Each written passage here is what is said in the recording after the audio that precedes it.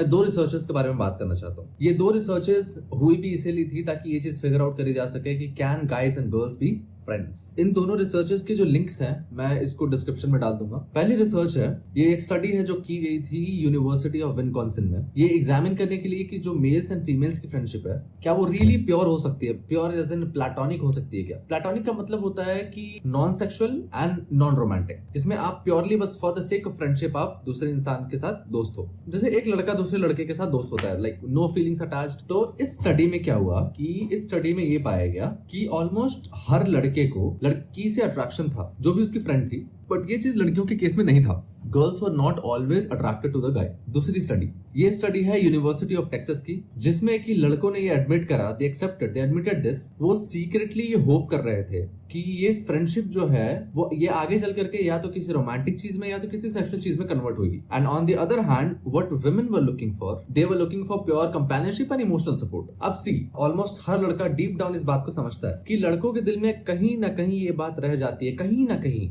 ये इंटेंशनल नहीं होता, I am telling you for everyone, girls guys, both of you guys, try to understand this.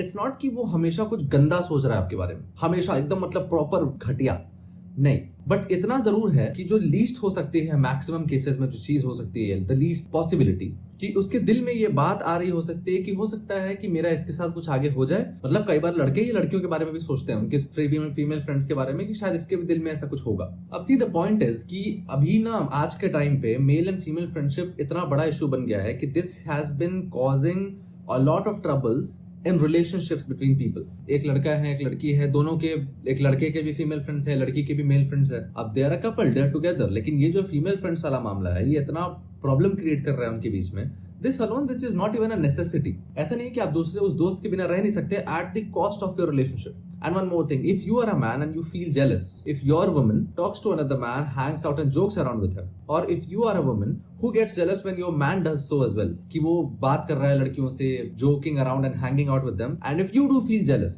that's completely fine, that's completely natural. Jealousy is there for a reason. इसको इस tag में डालना कि यार ये तो insecurity, of course you are creating this. Why are you using insecurity, this word, in your defense? You are creating that. Now see, guys, if you have female friends and तुम्हें पता है कि you may highly likely develop something for them in your heart, if not develop then you may have such kind of thoughts for them जो तुम्हें उसकी तरफ incline कर सकता है, तो उस रास्ते क्यों जाना। You tell me as a guy, तुम्हें एक ऐसी लड़की नहीं चाहिए होगी जिसके फ्रेंड्स लड़के ना हो, वो उनके कंधों पे कंधे हाथ डाल करके आराम से हैंडशेक चल रहा है, हग चल रहा है। Wouldn't you want that kind of a woman जो ये सब चीज ना करती हो। And now this is for the girls. See, तुम्हें पता हो सकती है ये चीज कि जिस लड़के के साथ तुम फ्रेंडशिप में हो, बहुत हाई चांसेस है कि उसके दिल में तुम्हारे लिए कुछ है, एंड ज्यादा चांसेस यही है कि तुम्हारे दिल में उसके लिए कुछ नहीं होगा। Because the thing is, women are able to keep it platonic a lot of times, but men aren't. This is what the reality is, simple as that. And you probably do not want something, ऐसा कुछ जो platonic नहीं है। Platonic नहीं होने का मतलब या इधर इट इज रोमांटिक और इट इज सेक्सुअल।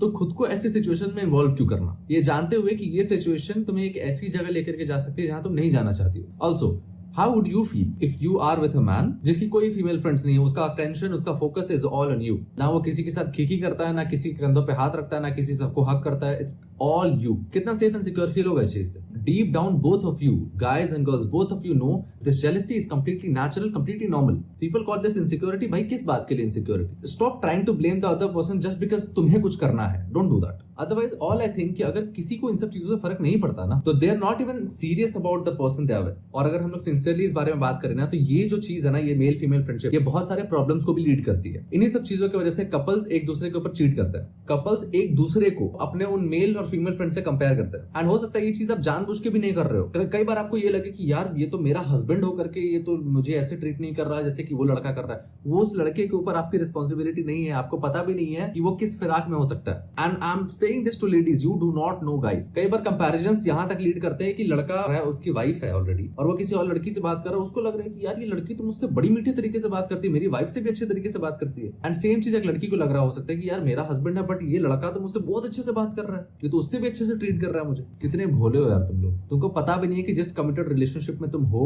वो कितना सीक्रेट है।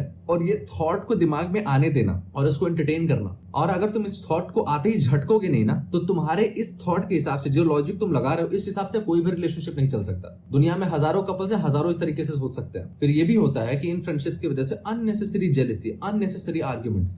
भाई नहीं मरे जा रहे हो तुम मेल फ्रेंड और फीमेल फ्रेंड्स के बिना, तुम्हारे पास एक पूरा का पूरा इंसान है, मेंटली, फिजिकली, इमोशनली सब कुछ गिव आउट करने के लिए है, एक हस्बैंड है, एक वाइफ है, इट्स ऑल फाइन। खाली सोशल मीडिया से इन्फ्लुएंस हो गए, नहीं हम तो करेंगे दोस्ती, तुम इनसिक्योर हो, नहीं यार। मेरे हिसाब से ये प्रॉब्लम्स इनफ है कि तुम्हारे रिलेशनशिप की धज्जियां उड़ा दे। मुझे लगता है एक कपल अगर इस चीज को प्रोटेक्ट कर लेना कि ट्रस्ट रहे, इनसिक्योरिटीज एंड जेलसी डेवलप ना हो, तो मिल करके किसी भी प्रॉब्लम को फेस कर लोगे। ये सब पैदा नहीं होने देना, ये जेलसी वाला फैक्टर दूर रखो यार। इन्हीं सब रीजंस की वजह से इस्लाम भी इस चीज को प्रोहिबिट करता है। एक ऐसी लड़की को छूना जो कि तुम्हारे लिए लॉफुल नहीं है, तुमसे रिलेटेड है ही नहीं, ये करने से अच्छा और इससे बेहतर यह है कि तुम अपने सर में एक कील ठुकवा लो। एट द सेम टाइम इसका ये मतलब नहीं है कि अगर आपको आउट ऑफ नेसेसिटी किसी से बात करनी पड़ेगी जो कि ऑपोजिट जेंडर का है तो आप नहीं कर सकते, ऐसा नहीं है। आप बिल्कुल कर सकते हो, बट आपको कुछ कुछ चीजों का बहुत स्ट्रिक्टली ख्याल रखना। आप जिस भी बारे में बात कर रहे हो बस बातचीत उतने तक ही होनी चाहिए। बेसिकली तुम्हारी कन्वर्सेशन ना फ्लर्टिशियस नहीं होनी चाहिए कि तुम उसके साथ फ्लर्ट कर रहे हो, खी खाका ही हा हा हु जोकिंग अराउंड, ये वो नहीं नहीं नहीं। अननेसेसरी लाफिंग गिगलिंग मत करो भाई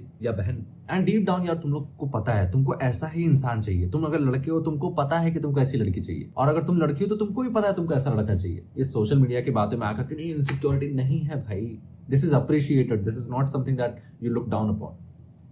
दैट्स इट, अस्सलाम वालेकुम।